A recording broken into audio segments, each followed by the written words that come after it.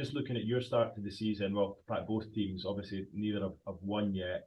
How would you assess it, and how do you assess the challenge that you're going to face this season after doing such a good job when you came in? Yeah, I think obviously it's going to be difficult. We've played 2 games, and both games we could have won, and we've lost both of them. So I think it's been a difficult start. I think against Leicester was one of the best performances that I've seen, especially off the ball, from one of my teams against such a top class team like that. And we're going to need that tomorrow. They've got bags of players, quality players, etc. So it'll be interesting to see if we can continue that. Because that's what you've got to do at this level. And Middlesbrough have got a couple of new signings in this week as well, potentially making their debuts. Does that just add a little bit of spice? Because I don't know how much you've seen of these guys before. You mean Middlesbrough signings? Yeah. I mean, listen, they've just improved. The strikers, got a good reputation, and the left back has. I think once Giles went, you've got to look for somebody similar, and he's very similar in that respect. So it just makes it more difficult. But I think that's the challenge, isn't it, really? You go away from home to one of the top teams, it's always a challenge. They play to the full potential, and we don't, and there's only one result. So we have to make sure that we start as we mean to go on. Just last one from me. I know you might have been asked this already in the last couple of weeks, and apologies if you have. And I'm not trying to drag this press conference on for another half an hour, but the situation with the referees clamping down on dissent and so on. I think the first round of fixtures, there was over four bookings in every game. How have you seen that as a manager of one of the clubs, and someone who obviously has had different relationships with referees over the year? Yeah, I mean, I'm very pleased about the time, if I'm honest. I think that'll calm down now. I think you'll get 7 and 8 minutes now instead of 15 or 12 minutes. And I don't think referees will book players in teams that are winning 6-0 with 2 minutes to go for time wasting, which happened last week. I think they're going to be a little bit more common sense. I mean, Howard Webb's got a job on his hands, really, because, as you saw the other night, the problem with having referees doing VAR is they make the same mistake as they do on the pitches. The problem is they haven't played the game, a lot of them, and they see something that everybody that's played the game knows, and they don't see it, and that's not going to change because the VAR are all the same people. I think they need somebody outside the VAR that's played the game to be in on that decision making, because I thought it just made it the other night, made it blaring in obviously that they got it wrong with the penalty. I must tell you, Keith, when I was at Sheffield United, we went to Old Trafford, and 80th minute, this Shelton, I'll never forget him now, bless him, he's died now, but a lad from Jamaica, I think it was, Luton Shelton, went through, centre half, chopped him down, should have been a penalty and a red card, and I can tell you, Rob Styles was the referee. I remember everything like that, and he waved it away, Rob Styles, and I went up to Alex's office after, Keith, and I says to him, Alex, what about the penalty? It was obvious, wasn't it? He said, aye, they didn't give him here, son. And I thought about that last week when Wolves had that one. I thought, they didn't give him here, son. Still going strong. Brilliant, Neil. Thanks very much for your time. Good luck on Saturday. Cheers, Keith. Thank you. We'll come to Jack from BBC Radio Leeds in the top left next. Hi, Jack. Hi, Neil. How are you? Thank you. I'll just start with a bit of an injury update, if that's all right. David Kasumu, Tom Lees and Ollie Turton, how are they coming along in their recoveries? Yeah, Ollie, as you know, he'll be around Christmas time, if not later than that, Ollie. I don't know about David. I think we're hoping to get him back, international break time with David. Tom, similar. Tom had an epidural last week in his back. I think when he saw the size of the needle, put him back a week. Bless him. Yeah, but no, they're both on the. Well, Tom's doing well on the grass now, so not going to rush him. Whenever it will be, really. One player that came back last week, Jonathan Hogg, back in that midfield against Leicester. How pleased were you, a player that you obviously know well, to have him back in your side? Well, I thought that's as good as I've seen him play while I've been here last week. against a very good team. I thought him and Jack Redoni was super. You know, and they'll need to be tomorrow, because I think Middlesbrough are very strong in that area as well. And, you know, you can be chasing shadows if you're not careful. Just on the performance, I know you said a minute ago it was one of the best you've seen that game against Leicester. I know you won't need any reassurance in what you're doing, but how pleasing is it to see, albeit you didn't get the result against a team that strong, that you really did put them under some pressure throughout? Yeah, it was good because I enjoyed it. I think the players enjoyed it and the fans enjoyed it.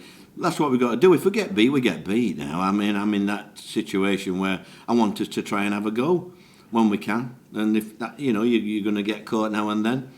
And hopefully we're not going to make mistakes like we have done in the first two games. You know, we're talking about elementary mistakes that's cost us the games.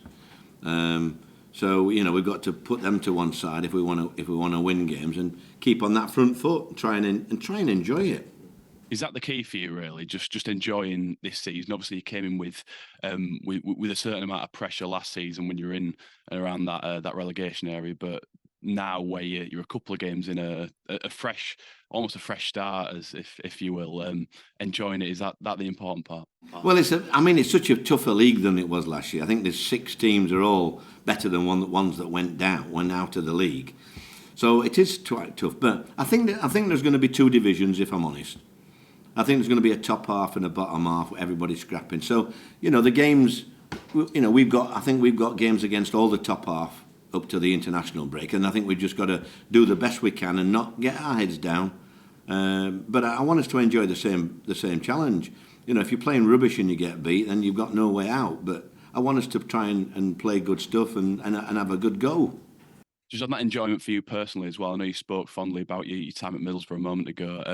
Is that part of the enjoyment for you, going back and revisiting some of the old clubs that you've been at and some of the familiar faces that are still there? Well, it has been nice, you know, to go, when I went back to QPR and Cardiff and places like that. It's lovely when you've worked hard at somewhere, and the fans, majority of fans anyhow, listen, there'll be the little keyboard warriors in the Middlesbrough and Cardiff and QPR having a right go at me, but nothing changes in that. But the majority of the fans were very, very nice to me, and I did get a lot of letters when I left Middlesbrough, and it's nice as you get older to be appreciated, and that's all you can do, really, just do your best.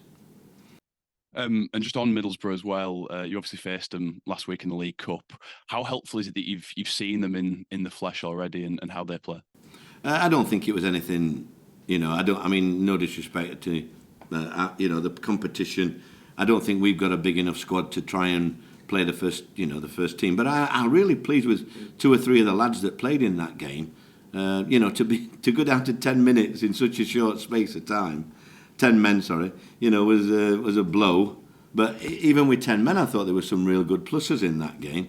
And the Riverside's a really special place. It's a good atmosphere. So, I'm looking forward to it.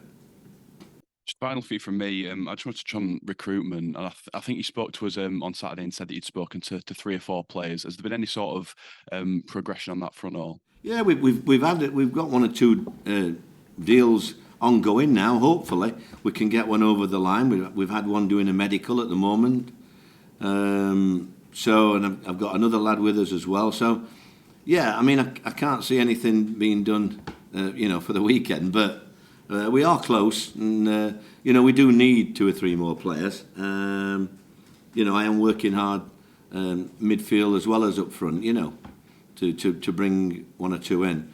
But young Diarra, you know, would have thought? I gave him an opportunity. I thought he was super. Yeah, he's got a lot to learn, but he's such a nice lad. He just reminds me of a lad I had at Palace called Victor Moses, who was always smiling and wanting to play. And you know, he's just got to find out how to release the ball when he does something well and put somebody else in. You know, but that'll come. I'm enjoying watching him.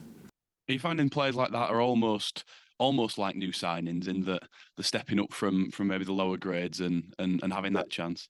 Yeah, I mean, I read the local paper this week, and we're talking about Josh Karoma, and I've actually cut it out and put it on his board, the cutting.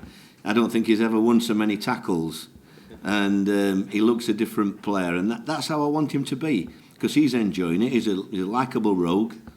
but he's got ability, and I love to see people like that doing what I want. And you can do it, you know. People that say you can't tackle or you can't run back, that's a load of rubbish. That it's all in the mind whether you want to do it.